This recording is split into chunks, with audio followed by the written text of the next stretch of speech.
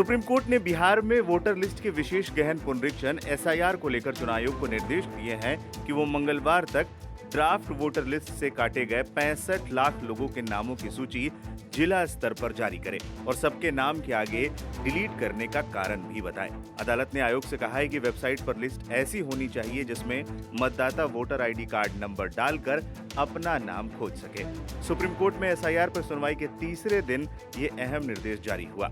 मामले में याचिकाकर्ताओं में से एक योगेंद्र यादव ने रेड माइक को दिए एक इंटरव्यू में सुप्रीम कोर्ट में हुई बहस को लेकर कई ऐसी जानकारी दी जिसने हर किसी को हैरान कर दिया।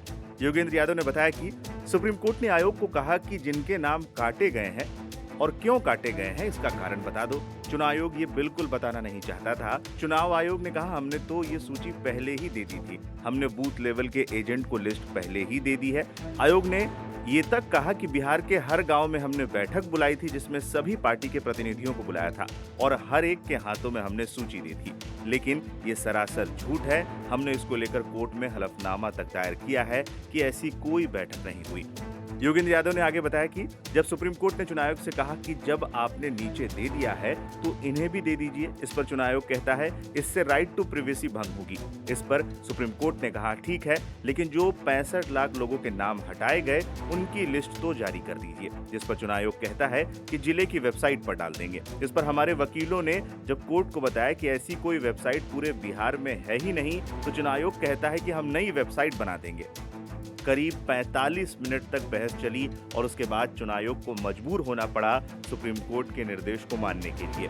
बताते चले सुप्रीम कोर्ट में कुछ राजनीतिक दलों, नेताओं और एनजीओ ने बिहार चुनाव से ठीक पहले इस तरह के स्पेशल इंटेंसिव रिवीजन एसआईआर के खिलाफ केस दायर किया है, जिस पर कई दिनों से सुनवाई चल रही है। सुप्रीम कोर्ट ने चुनाव आयोग को गुरुवार को यह अंतरिम आदेश दिया और कहा कि अगले शुक्रवार को वो आगे की सुनवाई करेगा। कोर्ट ने जिला स्तर के आदेश के पालन की रिपोर्ट भी आयोग से मांगी है कि लिस्ट निर्देश के मुताबिक सार्वजनिक कर दी गई है। सुप्रीम कोर्ट में जस्टिस सूर्यकांत और जस्टिस जॉय माल्या बागची की बेंच ने याचिकाकर्ताओं और चुनाव आयोग के वकीलों की दलीलें सुनने के बाद अंतरिम आदेश में कहा कि 2025 के समरी रिवीजन के बाद की मतदाता सूची में जिन 65 लाख लोगों के नाम थे लेकिन एसआईआर के बाद हटा दिए गए हैं, उनकी सूची जिला स्तर पर जारी की जाए। जिला निर्वाचन पदाधिकारी की साइट पर यह सूची उपलब्ध हो जिसमें वोटर आईडी कार्ड नंबर डालकर वोटर अपनी जानकारी ले सके। सूची बुधवार होनी चाहिए।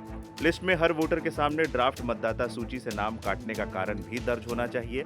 सर्वाधिक सर्कुलेशन वाले अखबार में इसका प्रचार प्रसार किया जाए और दूरदर्शन और रेडियो चैनल के जरिए भी लोगों को बताया जाए कि इस तरह की सूची जारी हुई है। जिला निर्वाचन पदाधिकारी के अगर सोशल मीडिया खाते सक्रिय हैं तो वहां भी ये जानकारी दी जाए। सार्वजनिक सूचना में यह स्पष्ट रूप से बताया जाए कि लिस्ट में नाम कटने से प्रभावित लोग आधार की कॉपी के साथ दावा पेश कर सकते हैं। बिहार के मुख्य निर्वाचन पदाधिकारी को भी वेबसाइट पर राज्य भर के डिलीट वोटरों की नाम की सूची बताने को कहा गया है। आयोग को बूथ लेवल अफसर से लेकर जिला स्तर के अफसर से आदेश की पालन की रिपोर्ट लेकर कोर्ट को बताने का भी निर्देश दिया गया है। कोर्ट ने इलेक्शन कमीशन से पूछा कि भाई तुम लोग के पास अगर ये जो 65 लाख लोग जो पहले लिस्ट में थे और ड्राफ्ट रोल में नहीं है, जिनका नाम ड्राफ्ट रोल से हटा दिया गया है, अगर उनकी लिस्ट है तो उनको तुम वेबसाइट पर क्यों नहीं डाल देते? तुम लोग कहते हो कि भाई बूथ लेवल एजेंट्स को दिए हैं। भाई जो ऑर्डिनरी सिटीज़न है, वोटर है, वो booth level agents political parties के ऊपर क्यों निर्भर रहे? तो तुम लोग वेबसाइट पर डालने में तुमको क्या दिक्कत है? तो उन्होंने बोला कि हाँ, वहाँ करने के बाद बोला कि हाँ हम डाल सकते हैं। तो उन्होंने आदेश दिया है कि 48 घंटे के अंदर सारे डिस्ट्रिक्ट लेवल ऑफिसर्स और चीफ इलेक्टोरल ऑफिसर जो बिहार का है उनके वेबसाइट्स पर डिस्ट्रिक्ट वाइज और पूरे स्टेट की 65 लाख लोग जिनका नाम लिस्ट से ड्राफ्ट रोल में हटाया गया है उनका नाम डाला जाए और उसमें किस कारण से हटाया गया है, क्योंकि इलेक्शन कमीशन ये कहता है कि हमको पता है कि इसमें से 24 लाख लोग मर चुके हैं, 32 लाख लोग दूसरी जगह चले गए हैं वगैरह वगैरह। तो जिस कारण से हटाया गया है वो भी डाला जाए। और आखिर में उन्होंने ये बोला है कि इसकी भी पब्लिसिटी, इसकी तो पब्लिसिटी इलेक्शन कमीशन को करनी ही है, लेकिन साथ में ये भी पब्लिसाइज करें कि कोई भी जना जो अपना नाम डलवाना चाहता है वो अपना आधार कार्ड भी दे सकता है उन 11 डॉक्यूमेंट्स के अलावा जो इलेक्शन कमीशन ने बताए हैं, अभी तक देखिए आधार कार्ड के ऊपर इलेक्शन कमीशन कह रहा था कि नहीं हम ये नहीं लेंगे, लेकिन कोर्ट ने बोला है कि तुमको ये लेना होगा और तुम इसको एडवर्टाइज़ करो।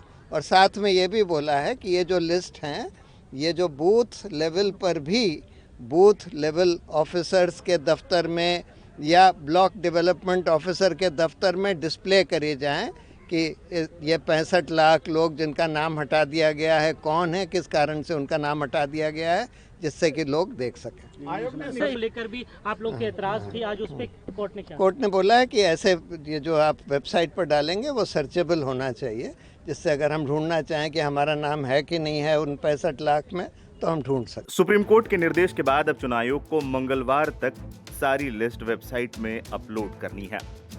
अब चुनाव आयोग ये लिस्ट अपलोड करता है या मामले में और भी ट्विस्ट आने हैं ये तो वक्त बताएगा, लेकिन योगेंद्र यादव के इन खुलासों ने काफी हैरान किया है, जिसमें यह दावा किया गया कि चुनाव आयोग किसी भी कीमत में लिस्ट जारी करने को लेकर तैयार नहीं था और इस दौरान उसने कई ऐसे तर्क दिए जो काफी हास्यास्पद कहे जा सकते हैं।